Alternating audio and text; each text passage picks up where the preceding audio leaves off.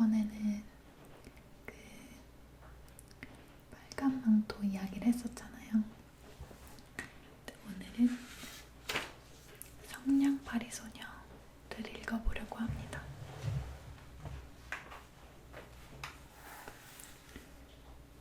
성냥팔이 소녀. 순진과 악덕의 만남.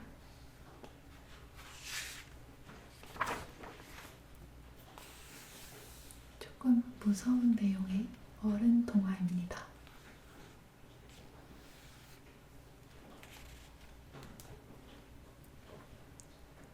누나, 눈의 결정체 안에는 천사가 있대. 그때 남동생은 그렇게 말했다.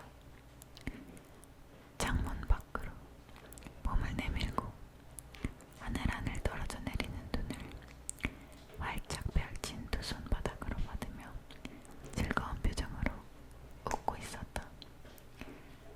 작은 천사, 큰 천사, 그리고 귀여운 얼굴이 하늘을 향해 미소를 짓고 있다.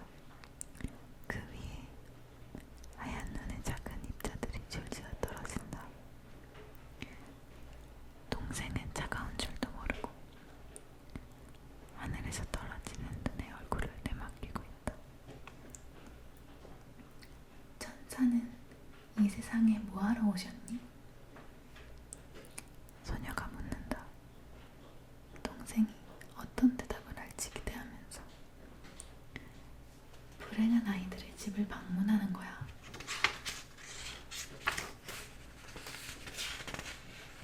그래서 그 아이들에게 선물을 주는 거야. 불행한 아이들이라면 어떤 아이들?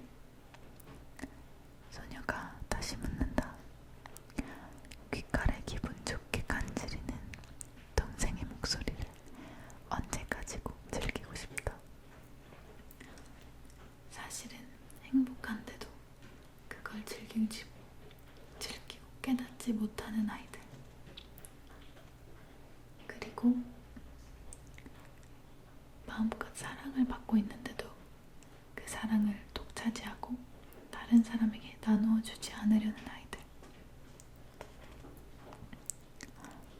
그리고 동생은 갑자기 진지한 표정을 지어보였다. 나는 알아. 누나가 매일 얼마나 많은 고생을 하면서 나를 먹여 살리고 있는지. 식탁 위에 놓인 한 개의 사과를 얻기 위해 누나가 얼마나 많은 피와 땀을 흘리고 있는지.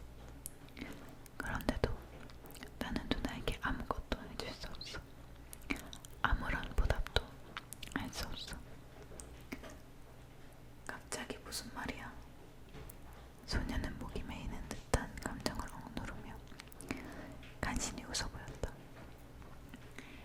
네가 이렇게 내 곁에 있는 것만으로도 충분해. 이렇게 살아있어 주는 것만으로도 난 행복해. 넌 나의 천사야. 그래, 천사.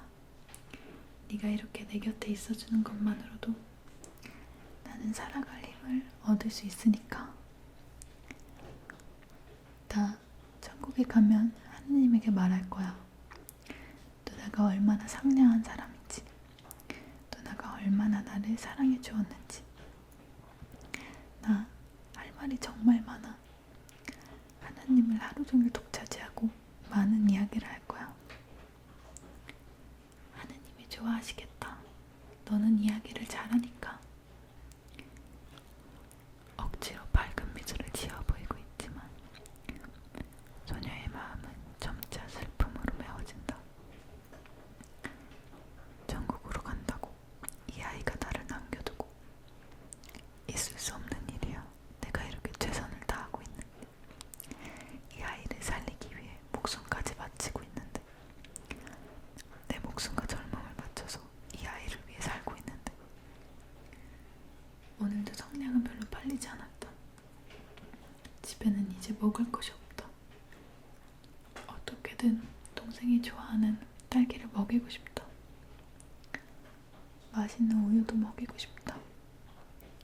하지만 소녀의 손에는 대여섯 개의 동전밖에 없다. 이것만으로는 오늘 저녁 식사도 제대로 할 수 없다. 어머니는 새로 만난 남자에게 빠져서 소녀와 동생에게는 눈길도 주지 않는다. 그 남자는 매일 아침부터 저녁까지 술에 취해 집에서 빈둥거리며 일할 생각을 하지 않는다. 소녀가 성냥을 팔아서 버는 몇 푼의 돈은 대부분 불치병을 앓고 있는 동생의 치료비로 날아가 버린다. 동생은 좀 어때요? 일주일에 한 번 망신을 봐주는 의사를 현관까지 배웅하면서 소녀가 목소리를 낮추어 묻는다. 글쎄, 지금은 괜찮지만 의사도 목소리를 낮추어 대답한다. 먹고 싶은 음식을 먹게 하고 하고 싶은 일을 하게 해요. 저 아이에게는 그게 가장 좋은 치료법이니까. 아, 네. 소녀는 말끝을 흐리며 고개를 끄덕인다. 보통 사람들에게는 아무것도 아닌 일이다. 하지만 소녀의 입장에서는 그게 가장 어려운 일이다. 옛날 소녀의 집은 웃음이 넘치는 밝은 가정이었다. 상냥한 할머니가 있고 믿음직한 아버지가 있고 모든 것이 기쁨으로 가득 차 있었다. 동생도 건강했다. 어머니의 얼굴에서도 웃음이 가시지 않았다. 그 시절은 어디로 사라져버린 것일까? 그때는 소녀도 아직 어렸고 아무런 걱정도 없었다. 좋아하는 책을 읽거나 그림을 그리거나 밖에서 마음껏 뛰어놀았다. 동생과 씨름도 자주 했는데 대부분 소녀가 이겼다. 하지만 참을성 있는 동생은 아무리 아파도 이를 악물고 견뎠다. 소녀가 손을 뻗어 일으켜 세우고 옷에 묻은 흙을 털어주면 쑥스러운 듯 미소를 지어 보였다. 그것으로 끝. 두 사람은 다시 사이좋은 남매로 돌아갔다. 그런데 언제부턴가 동생이 맥없이 쓰러지는 일이 많아졌다. 늘 몸에 열이 난다고 호소했고 그다지 힘들지 않은 운동도 할 수 없게 되었다. 변식이 심해졌고 학교를 쉬는 날이 늘어났다. 언제부터였을까? 동생은 장난삼아 씨름을 하는 경우에도 다리를 비틀거리면서 힘없이 쓰러져 버렸다. 그래서 소녀가 깜짝 놀라 일으켜 세우면 괜찮아, 아무렇지 않아 라면서 힘들게 미소를 만들어 보였다. 그 이후 갑자기 쓰러져서 구급차에 실려 병원으로 옮겨졌고 어머니와 소녀는 원장 선생님의 방으로 불려 동생이 불치병에 걸렸다는 사실을 통보받았다. 그 모든 일은 정말 짧은 순간에 발생했다. 짧은 시간 동안 너무 많은 일이 있었어.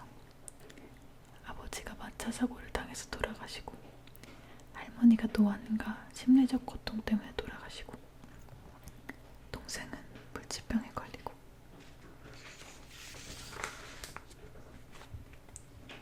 집안은 몰락해 갔고 하루에 3끼의 식사도 제대로 해결할 수 없었다. 그리고 어머니는 남자가 생긴 이후에 사람이 완전히 변해버렸다. 성냥을 팔고 다니면서 우연히 제 가정 앞을 지나칠 때면 빵 굽는 냄새가 물씬 콧속을 파고든다. 그리고 화려하게 장식된 각양각색의 생과자들이 보기 싫어도 눈에 들어온다. 소녀는 그때마다 군침을 삼키면서 자기도 모르게 아무도 보지 않는 틈에 그것을 훔치고 싶은 충동에 휩싸였다. 단 한 번이라도 좋으니까 동생에게 맛있는 과자를 먹이고 싶다. 수입도 별로 없는 이런 장사는 그만두고 나를 따라와라. 그럼 많은 돈을 벌 수 있어. 이런 어느 날 이런 식으로 접근해오는 남자가 있었다. 소매치기 상습범이었다. 아무런 기술도 수도 없는 어린 소녀를 도둑질이나 하면서 살 수밖에 없는 것일까? 하지만 범죄를 저지르고 싶진 않다. 인간으로서 최소한의 자존심만은 잃고 싶지 않다. 어쩌면 이런 식으로 버티는 것도 한계가 있을지 모른다. 온몸이 차갑게 얼어붙은 듯한 현실 속에서 그런 배부른 소리를 할 수 있는 데에는 한계가 있다. 어느 누구도 남매를 위해 도움을 주는 사람은 없다. 살아가려면 스스로 피와 땀을 흘리는 수밖에 없다. 팔 수 있는 것이 있다면 파는 수밖에 없다. 그리고 소녀가 팔 수 있는 것은, 하지만 동생의 순진한 눈을 바라보고 있으면 그런 결심은 곧 무너져버렸다. 어머니는 남자가 생긴 이후에 사람이 완전히 변해버렸다. 어머니의 남자는 매일 술에 취해 지내면서 툭하면 소녀에게 폭력을 휘두른다. 그런 경우 어머니는 소녀를 감싸주기는커녕 모른 채 지켜보기만 한다. 그뿐 아니라 남자가 소녀에게 음란한 눈길을 보낼 때에도 슬쩍 고개를 돌려버린다. 이런 생활이 언제까지 이어질까? 소녀는 가끔 그런 생각을 해본다. 아버지가 있고 할머니가 있고 그들을 중심으로 비록 풍요롭지는 않아도 조화를 이룬 평화로운 생활이 있었다. 그러나 그 영역이 무너지면서 조화가 깨졌을 때 마치 유리에 균열이 생기면서 파괴되어 주변에 파편이 튀듯 모든 질서가 한순간에 무너져버렸다.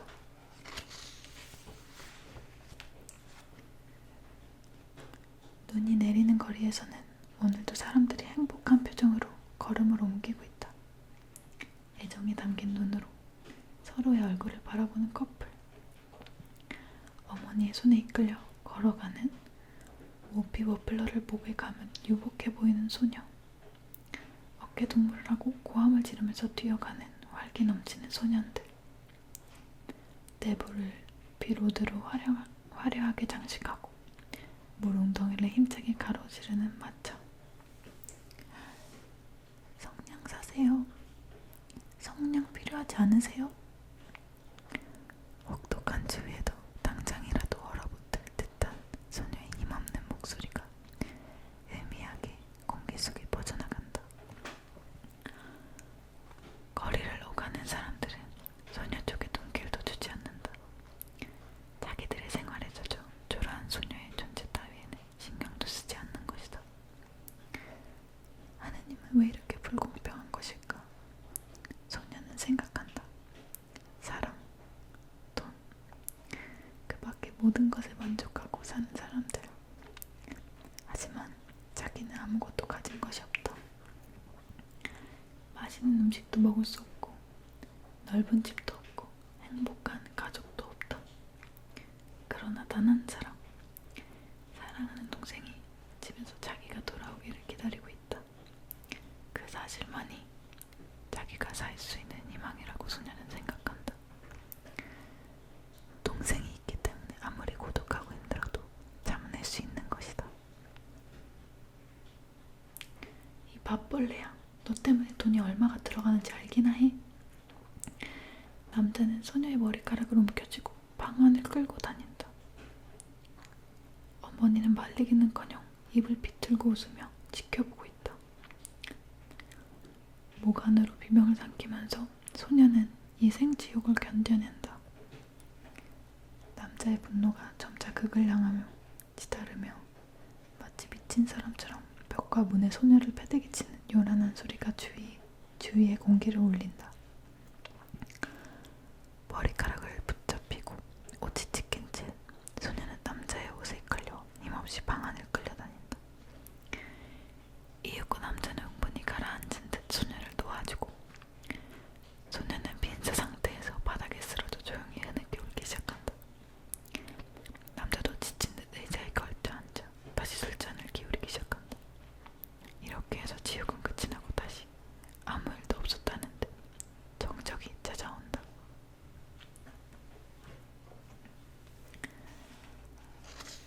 현실적으로 완전히 지쳐버린 몸과 마음을 끌어안고 소녀는 힘없이 동생에게로 돌아온다.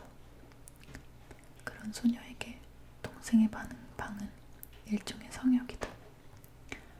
머리카락을 정돈하고 매무새를 가다듬은 다음에 동생의 방으로 들어갈 때 소녀는 늘 폭풍 속을 헤쳐나온 듯한 묘한 평온함에 휩싸인다. 이 방에 조금씩 사라져가는 생명이 있다. 생명의 불꽃은 이제 얼마 남지 않았다. 그러나 꺼져가는 그 불꽃을 어떻게든 살려보기 위해 소녀는 매일 필사적으로 현실과 맞서 싸우고 있다. 정적이 감도는 동생의 방. 거기에는 소녀가 마치 지나쳐온 폭력의 잔해는 존재하지 않는다. 욕망과 타산으로 얼룩진 낮 동안의 주한 현실도 없다. 모든 취약한 존재를 배제한 곳, 이곳은 정말 성역이다.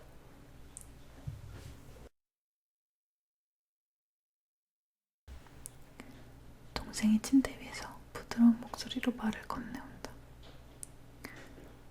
또 그 남자에게 맞았어?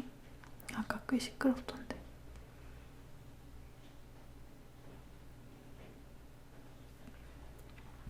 아니야. 그런 일 없어. 소녀는 억지로 밝은 미소를 지어 보인다. 너는 그런 걱정하지 않아도 돼. 자, 선물. 그렇게 말하면서 소녀는 딸기가 들어있는 바구니를 흔들어 보인다. 그게 뭐야? 동생이 순진한 눈을 빚는다. 맞춰봐. 와, 딸기다. 바구니 안을 들여다보고 내용물을 확인한 동생이 얼굴 가득 미소를 짓는다. 오늘은 어떻게 지냈니? 응, 나 공부 많이 했어. 공부? 어떤 공부? 하느님이 볼 때 우리는 예를 들면 소년이 먼 곳을 응시하듯 허공을 바라본다. 작은 새 같은 존재야. 무슨 말이야? 작은 새들이 싸움을 하면 우리는 가슴 아프게 생각하잖아. 기분도 나쁘고. 그렇지? 언제였을까? 마당에서 작은 새들이 먹이를 두고 다투는 추한 장면을 보고 둘이서 절에서는 안 된다고 이야기를 나눈 적이 있다. 우리는 작은 새들을 보고 있으면 즐겁잖아. 그들이 서로 아껴주고 사이좋게 먹이를 나누어 먹는 모습을 보면 기분이 좋잖아. 그것과 마찬가지라고 생각해. 하느님도 우리를 지켜보면서 우리가 서로 싸우는 모습을 바라보면 가슴이 아플 거야. 하지만 우리가 사이좋게 서로를 감싸주는 모습을 보면 미소를 지으실 거야. 하느님에게 우리는 작은 새와 같은 존재, 작은 새들이 화목하게 지내는 것처럼 사람들도 사이좋게 지내야 한다. 그런데 이렇게 단순한 일을 왜 실행할 수 없는 것일까? 사람들은 왜 싸우는 걸까? 왜 사이좋게 지낼 수 없는 걸까? 하나님은 틀림없이 우리를 지켜보면서 슬퍼하고 있을 거야. 하느님이 만드신 것보다 더 아름다운 것이 또 있을까? 사람들이 아무리 뛰어난 기술을 개발해도 아무리 많은 시간과 돈을 들여도 하느님이 만드신 세상을 따라갈 수는 없어. 꽃을 보아도 그렇고 나무를 보아도 그렇고 작은 새들을 보아도 그래. 정말 단순하면서도 완벽해. 사람들이 아무리 많은 노력을 해도 이런 세상은 영원히 만들 수 없을 거야. 동생은 정말 현실과 동떨어진 이야기를 하고 있다고 소녀는 생각했다. 여느 때 같으면 동생의 이야기를 즐겁게 받아들일 수 있지만 지칠대로 지쳐버린 현재의 그녀에는 그런 여유가 없다. 소녀가 입을 다물고 있자 동생이 말을 다시 건네온다. 오늘은 피곤해 보여. 소녀가 그제야 희미한 미소를 지어 보인다. 난 알아. 누나가 얼마나 힘들어하는지. 하지만 그런 고통이 오래 가도록 내버려 두지는 않을 거야. 그게 무슨 말이야? 소녀가 놀라서 묻는다. 네가 뭘 안다는 거야? 알아. 누나가 무슨 일을 겪고 있는지 다 알고 있어. 이 방으로 들어올 때 누나가 슬픈 가면을 벗어버리고 상냥한 표정의 가면으로 바꾸어 쓴다는 것도. 상냥한 표정의 가면? 그리고 그 가면 뒤에 얼마나 힘든 희생이 존재하는지, 얼마나 많은 눈물이 감추어져 있는지도 알아. 지금 무슨 말 하는 거야? 난 다 알고 있어. 하지만 난 누나에게 아무것도 해줄 수 없어. 소녀는 자기도 모르게 동생을 힘껏 끌어안았다.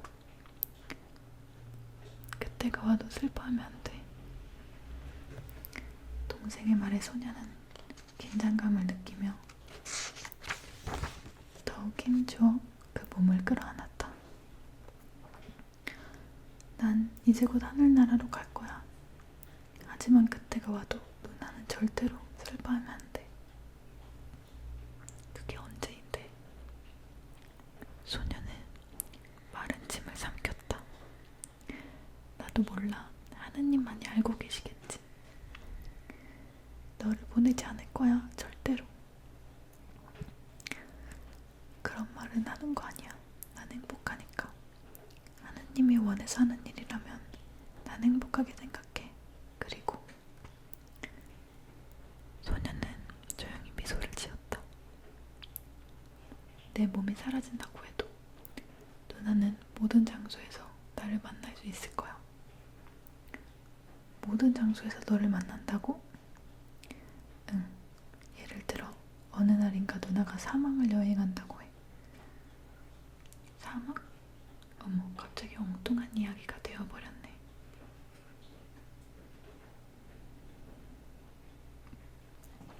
그래, 사막. 끝없이 펼쳐져 있는 황금빛 모래. 누나는 그곳에서 길을 잃고 물을 찾아 헤매고 있어. 소녀는 자기도 모르게 언제부턴가 동생의 이야기에 빨려 들어가고 있는 자신의 모습을 깨달았다. 그때 누나는 거지 한 사람을 만나게 돼. 누더기를 걸치고 팔다리가 마른 나무처럼 삐쩍 야민 거지. 그는 빈사 상태에서 고통스러워하면서 모래 위에 쓰러져 있어. 누나는 그 거지를 불쌍하게 생각해 몸에 지니고 있던 마지막 한 방울의 물을 주지. 그래서 그때 거지는 죽음의 문턱을 넘으면서 마지막 힘을 쥐어짜서 누나를 바라볼 거야. 그 눈에 넘치는 감사의 빛. 그때 누나는 나를 만나는 거야. 어려운 이야기다. 그럼 이렇게 말하면 이해하기 쉬울까? 한 소년이 연못 옆에서 공을 잃고 울고 있어. 그건 돌아가신 아버지가 사준 공이거든. 누나는 슬픔에 잠겨있는 소년을 보고 연못 안으로 들어가서 그 공을 찾아주지. 소년은 뛸 듯이 기뻐하면서 고맙습니다라고 인사하고 힘차게 달려가. 그게 너라는 거야? 그래, 나는 모든 장소에 존재할 거야. 이건 말장난이 아니야. 사람의 생명과 생명이 뜨겁게 타올라 보다 순수한 영역에서 만났을 때, 그때 누나는 나를 만날 수 있는 거야. 몇 번이든 그 형태를 바꾸어서. 어렵네요.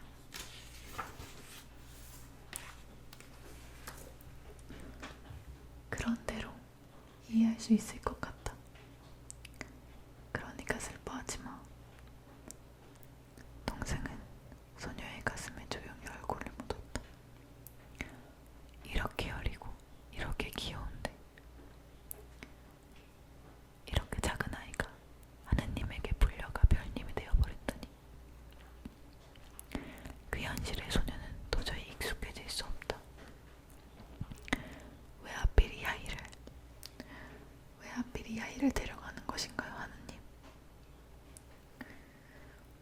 그날도 사도 작은 건물 그늘에 앉아 성냥을 팔고 있는 소녀를 관찰하고 있었다. 이 세상의 모든 불행을 혼자 짊어지고 있는 듯한 얼굴. 아니, 그보다 그 견디기 힘든 불행과 맞서 싸우는 일종의 순교자 같은 맑은 빛으로 가득 차 있었다.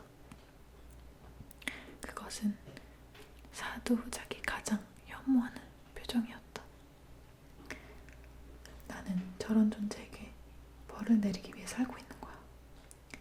이 세상의 불행을 모두 짊어지고 있는 듯한 얼굴, 모든 악덕을 받아들일 수 있다는 듯 관대함으로 가득 차 있는 표정, 하느님에 대한 신뢰에 몸을 맡긴 비굴함과 우직함으로 가득 찬 얼굴. 사두작은 그 모든 것을 증오했다. 자기에게는 그런 위선을 드러내고 짓밟아버려야 하는 의무가 있다고 생각했다. 그럴듯한 신앙심도 가식으로 가득 찬 희생정신도 무서운 폭력 앞에서는 즉시 그 빛을 잃어버린다. 너무도 어이없이. 자기는 왜 그런 존재들을 이렇게까지 증오하고 있는 것일까? 그런 가식들을 왜 이렇게까지 경멸하는 것일까? 그 배경에는 다른 신앙을 절대적으로 배척하려고 하는 광신적인 그리스도교도의 편협한 사고방식에 대한 도전 같은 의식도 깔려있다. 더럽히고 싶다. 결백함을 벌하고 싶다. 가식을, 이 세상을 악과 증오로 가득 채우고 싶다. 사두작은 항상 그런 생각을 하면서 살고 있다. 세상에는 사물의 표면만을 보고 만족하는 사람들이 있다. 사물의 표면만을 받아들이면서 살아가는 사람들.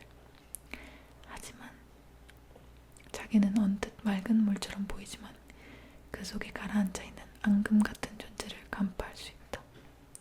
그리고 그런 존재에 이끌리는 마음을 도저히 억제할 수 없다. 세상에는 내부와 외부가 있다. 그리고 자기는 그 내부에 존재한다. 사두작은 자신이 세상에서 거부당한 존재라고 생각했다. 그네 속에 쾌락을 알고 그 어두운 쾌락 안에서만 자신을 발견할 수 있다는 사실을 이해한 뒤부터 이 세상은 사두작에게 적이 되어버렸다.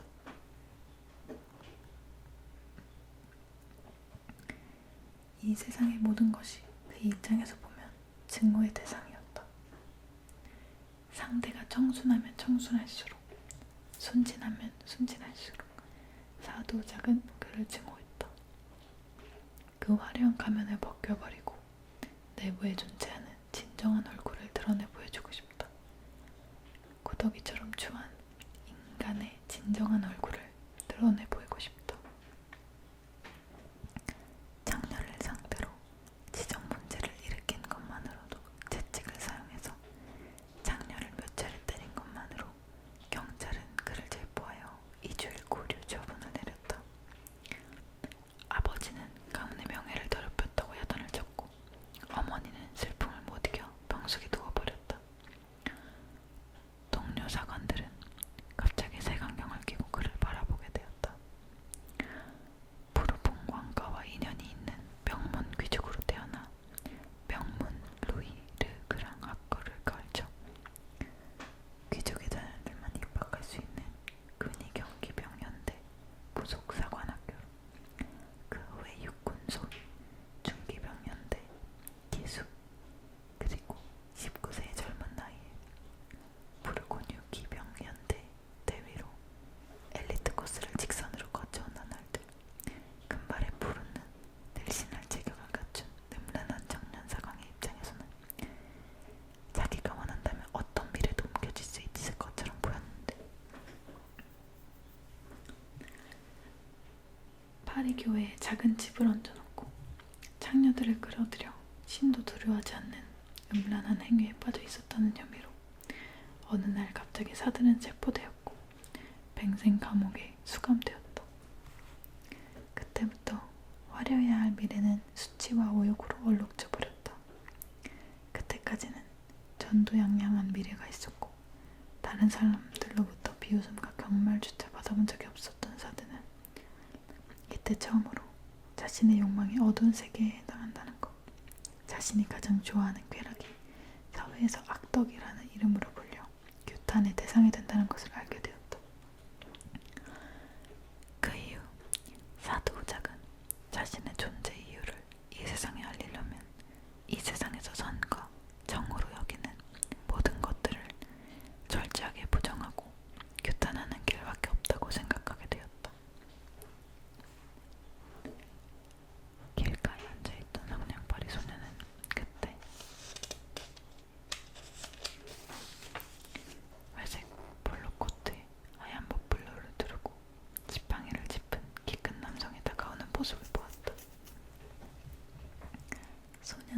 남성을 몇 번인가 본 적이 있다. 언뜻 보기에도 고급스러워 보이는 차림새, 오만과 냉담으로 가득 찬 얼굴을 통해서 신분이 높은 사람이라는 사실을 즉시 알 수 있었다. 성냥은 많이 팔리니? 남자는 별 관심도 없다는 표정으로 물었다. 아니요, 전혀 팔리지 않아요. 나를 따라올 생각은 없니? 성냥을 팔아서 한 달 동안 벌 수 있는 돈을 주마. 아저씨, 저는 그런 일을 하는 여자가 아니에요. 네가 뭔가 오해하고 있구나.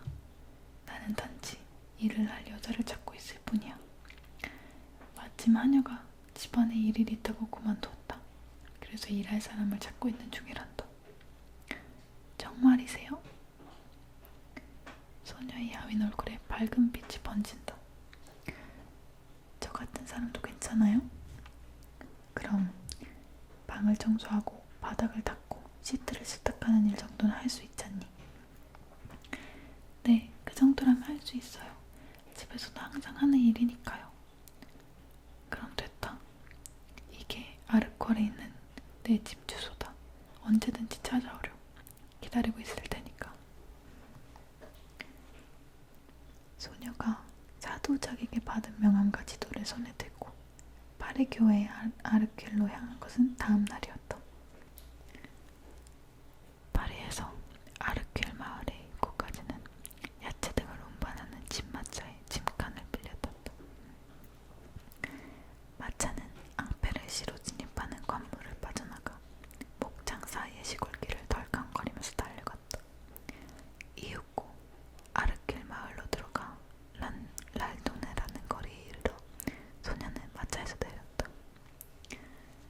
지도에 의지하여 화려한 저택들이 이어져 있는 한적한 주택가를 잠시 걷다 보니 마르키 드 사드라는 본패가 달려있는 황토색 기와 지붕과 회색 벽으로 이루어진 고풍스러운 저택 앞에 도착했다.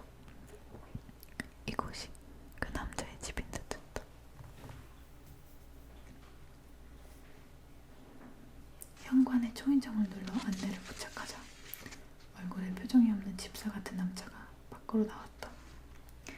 그의 이름을 묻더니 사도작에게서 미리 무슨 말을 들었을지 즉시 고개를 끄덕이고 소녀의 앞마당을 가로질러 2층의 넓은 방으로 안내했다. 닫혀있는 쇠살문으로 새어들어오는 희미한 빛이 덮개가 달린 두 개의 침대를 어슴푸레하게 비추고 있다. 소녀가 어색한 기분으로 머뭇거리고 있자 잠시 후에 사도우작이 나타났다. 잘 왔다. 기다리고 있었다. 한번 와보라고 하셔서 찾아왔어요. 정말 일을 할 수 있게 해주신 건가요? 물론이지. 우선 좀 쉬어라. 마실 것을 가져올 테니. 소녀를 방에 남겨두고 일단 밖으로 나간 사도우작은 30분 정도 지난 뒤에 불이 켜져 있는 양초를 들고 나타났다. 그리고 갑자기 이렇게 말했다. 옷을 벗어라. 소녀는 그 말이 무슨 의미인지 몰라 당황했다. 그런 소녀의 표정을 곁눈질로 살펴보면서 사도우작은 머릿속으로 이렇게 생각하고 있었다. 이제 또 여느 때와 같은 패턴이 시작되려 하고 있어. 저기에는 스릴도 있고 신선함도 있지. 이 작은 스릴을 통해서 쾌락을 맛보는 거야. 이게 내가 살아가는 방법이니까. 소녀는 잠시 동안 자신이 놓인 입장을 생각해보고 두려움을 느낀 듯했다. 이제 틀림없이 살려달라고 소리를 지를 것이다. 그리고 자물쇠가 걸려있는 문으로 달려가 필사적으로 문을 두드릴 것이다. 지금까지 이곳을 거쳐간 다른 여자들과 마찬가지로. 그러나 소녀는 사도우작의 예상과 달리 냉정했다. 공포 때문에 소리를 지르며 울부짖는 모습도 도움을 정하며 날뛰는 모습도 보이지 않았다. 그뿐 아니라 결국은 포기한 듯 얌전히 옷을 벗기 시작했다.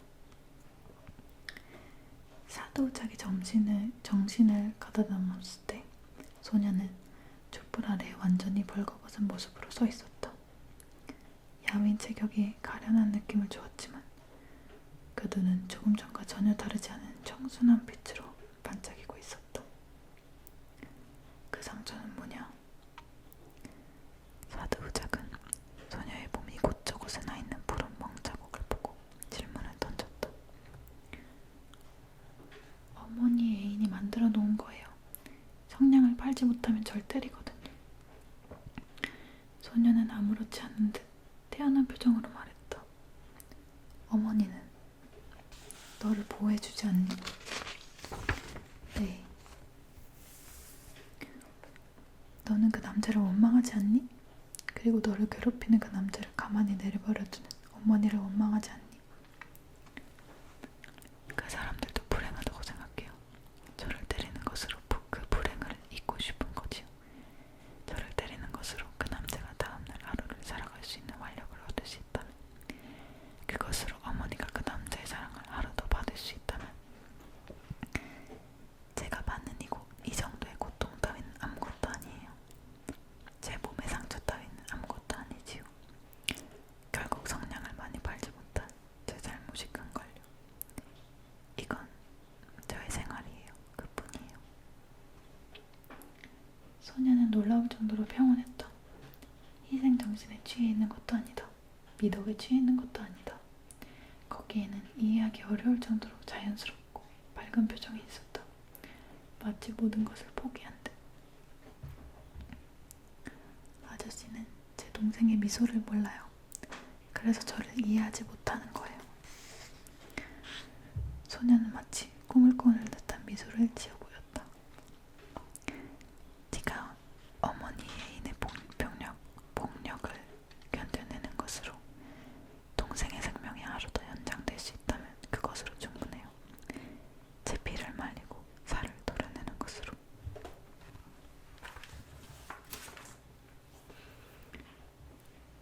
그 아이의 생명이 그만큼 더 연장될 수 있다면 그것으로 충분해요. 하느님이 그렇게 정하신 것이니까 저는 이렇게 하는 것밖에 다른 방법을 찾을 수 없어요. 사드우작은 더 이상 묻고 싶지 않다는 듯 방 한가운데에 있는 긴 의자에 소녀를 엎드리게 하고 의자 등받이 쪽으로 소녀의 두 팔을 돌려 밧줄로 묶은 다음 두 다리를 벌리게 해서 의자 좌우에 다리를 묶었다. 꼼짝도 할 수 없는 상태에서 소녀가 불안에 떨고 있다는 사실을 알 수 있었다. 채찍을 움켜쥐었을 때 사드우작은 소녀의 맑은 두 눈을 의지했다. 그 눈동자에 비치는 것이 무엇인지 그는 간파하려고 노력했다. 그것에 비치는 것이 영원일까? 아니면 끝없는 허무함일까? 사라져. 환영 따위는 사라져. 소녀의 등을 향해 채찍을 휘두르기 위해 자세를 잡으면서 사드우작은 마음속으로 그렇게 소리치며 문득 허공을 응시했다. 언제였을까? 자신도 영원을 꿈꾼 적이 있다. 사랑을 믿은 적이 있다. 그러나 저주받은 자신의 인생에는 이제 영원이나 사랑 따위는 그야말로 꿈만 같은 이야기이진 하지 않는다. 자기의 인생은 이미 선택받은 것이 되어버렸으니까.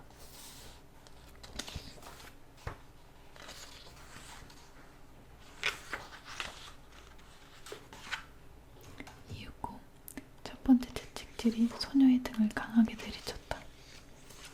타는 듯한 통증이 온몸을 꿰뚫었지만 소녀는 필사적으로 이를 악물고 참아냈다. 자신을 배신한 존재들을 채찍질하듯 사드우작은 힘을 주어 소녀의 등을 내리쳤다. 살이 찢어지고 피가 배어나왔지만 소녀는 비명을 지르지 않고 참아낸다. 더 참아, 더 오기를 부려. 하지만 얼마 지나지 않아 네 몸이 너를 배신할 거야. 육체가 그 주인을 배신한다. 사드우작은 그런 상황을 헤아릴 수 없을 정도로 많이 보아왔다. 아니, 그 순간을 보기 위해 이 음탕한 행위를 계속하고 있는 것인지도 모른다. 그리고 자기 자신 몇 번이나 육체에 배신당했다. 사드우작은 나무 채찍과 여러 갈래 가죽 채찍을 번갈아 사용하면서 소녀의 등을 내리쳤다.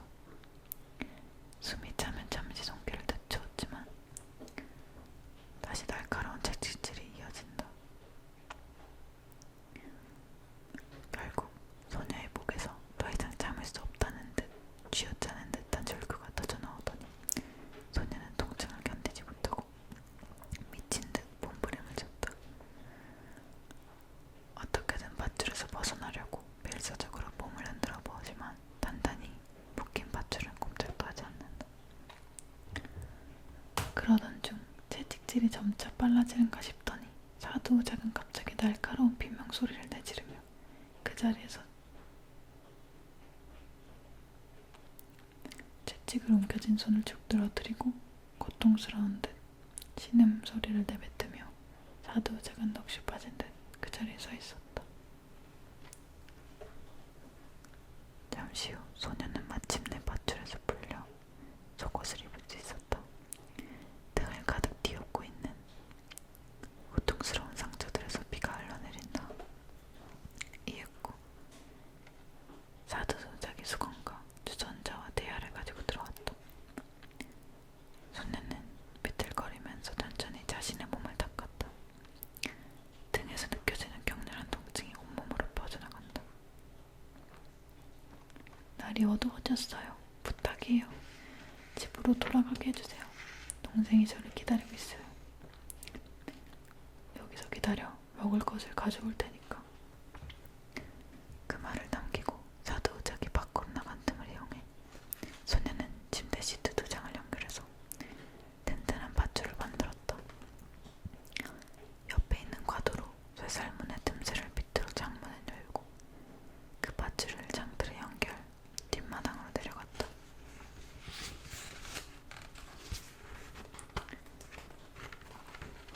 간신히 담을 넘어 뒤쪽 공터로 빠져나온 소녀는 옥신거리는 상처와 찢어진 속옷도 아랑곳하지 않고 필사적으로 걸음을 옮겼다.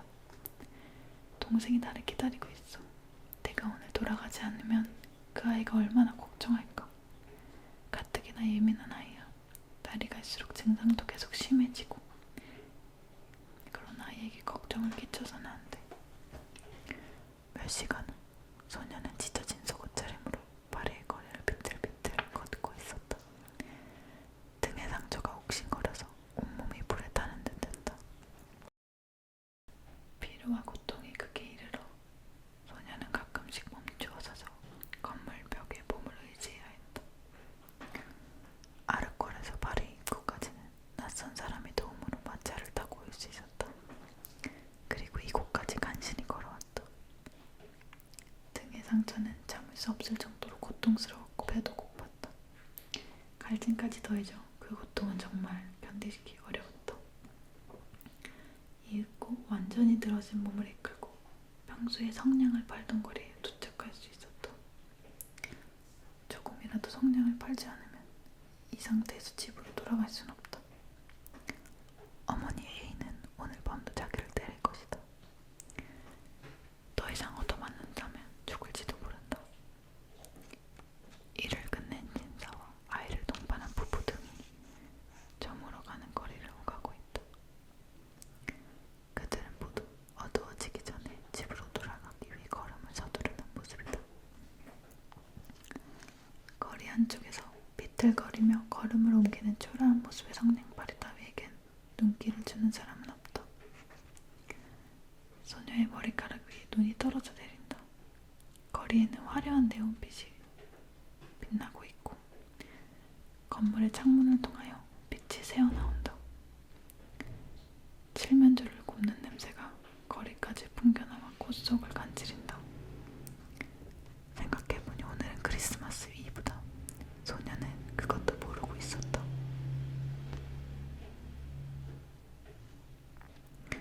두 개의 건물 사이에 작은 골목이 보인다. 소녀는 그곳으로 들어가 몸을 웅크리고 앉았다. 차갑게 식어버린 발을 조금이라도 따뜻하게 하기 위해 속옷을 끌어내려 덮어보았지만 추위는 더욱 심해질 뿐이다. 소녀의 작은 손에는 추위 때문에 감각을 거의 잃었다. 문득 정신을 차린 소녀는 성냥갑에서 성냥 한 개비를 꺼내 불을 붙였다. 가벼운 마찰음이 울려 펴지며 불꽃이 번졌다. 따뜻하고 밝은 불꽃이 마치 촛불처럼 타오른다. 소녀는 그 불꽃을 두 손으로 감쌌다. 그러자 활활 타오르는 불길로 가득 차있는 난로 앞에 앉아있는 듯한 느낌이 들었다. 소녀는 얼마 남지 않은 성냥의 불꽃으로 발도둑하기 위해서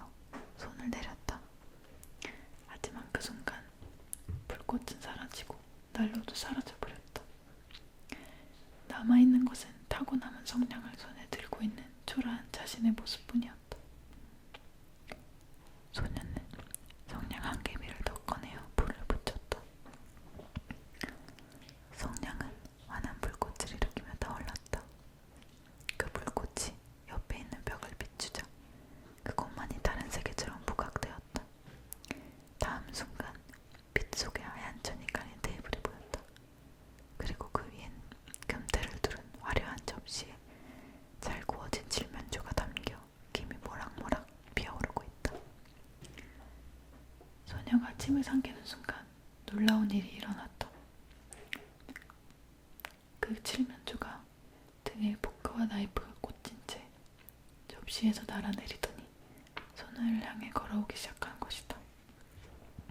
그러나 다음 순간 성냥불이 꺼지더니 하얀 벽만 남았다.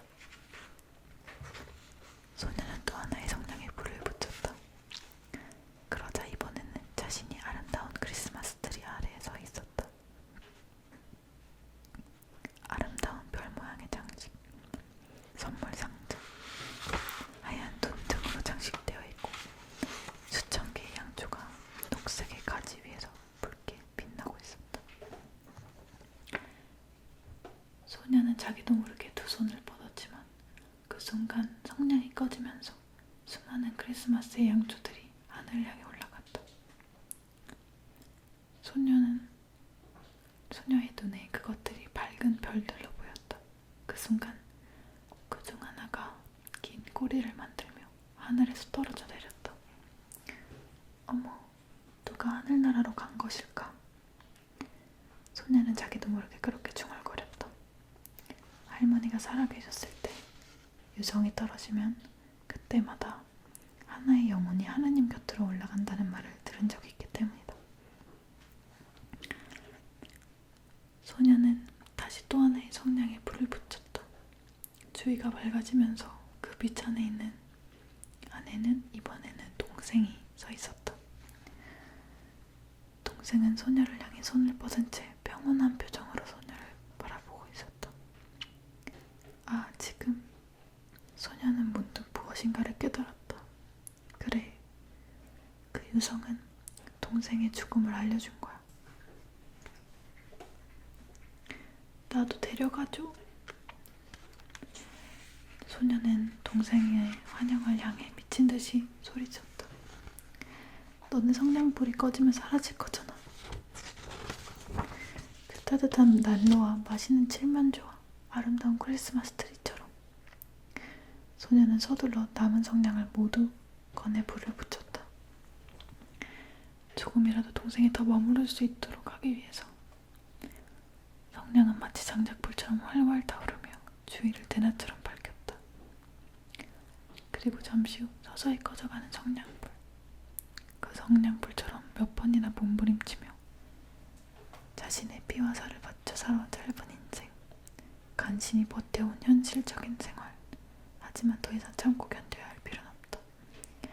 동생이 저 세상으로 떠난 지금 자기도 더 이상 수치를 당하며 이 세상에 살아있어야 할 필요는 없다.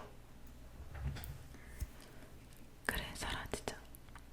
나도 이 세상에서 사라져버리는 거야. 안녕. 소녀는 누군가에게 속삭이듯 나지막에 중얼거렸다. 행복한 표정으로 거리를 오가는 사람들의 모습이 점차 멀어져 간다. 모든 소음이 귓가에서 멀어지면서 묘한 정적이 주위를 지배했다. 소녀가 있는 공간만이 얼음으로 뒤덮여 하나의 결정체로 굳어버린 듯이. 그리고 그때 소녀는 동생이 이쪽을 향해 손을 뻗는 모습이 분명히 보였다. 누나도 나하고 같이 가. 동생은 그렇게 말하더니 소녀의 손을 붙잡고 자기 쪽으로 끌어당겼다. 그러자 소녀의 몸은 동실 떠올라 공중에서 동생의 몸과 하나로 겹쳐졌다. 두 사람의 몸은 공중에서 서로를 강하게 끌어안고 신비스러운 빛에 휩싸여 그대로 하늘을 향해 올라갔다. 가난도 굴욕도 슬픔도 공포도 없는 평온한 장소를 향하여. 잠시 후 거리에 쓰러져 있는 소녀를 발견하고 사람들이 이곳저곳에서 모여들었다. 뭐야, 어떻게 된 거야? 소녀가 쓰러져 있어. 죽은 것 같은데. 이 추위에 이렇게 얇은 옷을 입고 있으니 당연하지. 틀림없이 얼어 죽었을 거야. 불쌍해라. 이곳에서 성냥을 팔던 소녀야. 이렇게 어린아이에게 장사를 시키다니. 대체 이 아이 부모님은 뭐하는 사람일까? 사회에 문제가 있어. 지금도 전 세계에 수만 명의 성냥팔이 소녀들이 있어. 앞으로 이 현실은 변하지 않을 거야. 그때 소녀의 손이 텅 빈 성냥갑을 힘껏 움켜쥐고 있는 것을 발견한 한 사람이 있었다. 불쌍하게도 성냥으로 몸을 녹이려 했나 보네. 그건 그렇고 입가에 행복해 보이는 미소는 뭐야? 죽어가면서 무엇인가 행복한 꿈이라도 꾼 걸까? 맛있는 음식을 먹는 꿈이라도 꾼 것이겠지. 내일 배가 고팠을 테니까. 사람들은 소녀가 얼마나 아름다운 것을 보았는지, 또 얼마나 신비한 빛에 휩싸여 동생과 함께 천국으로 올라갔는지 전혀 알 수 없었다. 네, 이렇게 성냥팔이 소녀 얘기가 끝이 났습니다. 불행한 소녀의 행복한 죽음. 너무 슬프네요. 그 동생하고 같이 갈 때 살짝 눈물이 날 뻔했어요. 정말 그렇게 힘든 생활 속에서 용기를 내고 그런 동생을 위해서 그렇게 살 수 있을까? 지금 내 생활이 얼마나 행복하고 복받은 생활을 하고 있는지 또 다시 한번 생각하게 되네요. 네, 여러분 오늘도 제 ASMR 시청해주셔서 너무 감사드립니다. 속삭이는 목소리로 계속 읽었더니 목이 좀 아프네요. 여러분 오늘도 이렇게 슬픈 얘기 읽어드려서 좋은 꿈 꾸실지는 모르겠지만 좋은 꿈 꾸시기를 바라겠습니다. 그럼 다음에 또 봬요. 감사합니다. 안녕히 주무세요.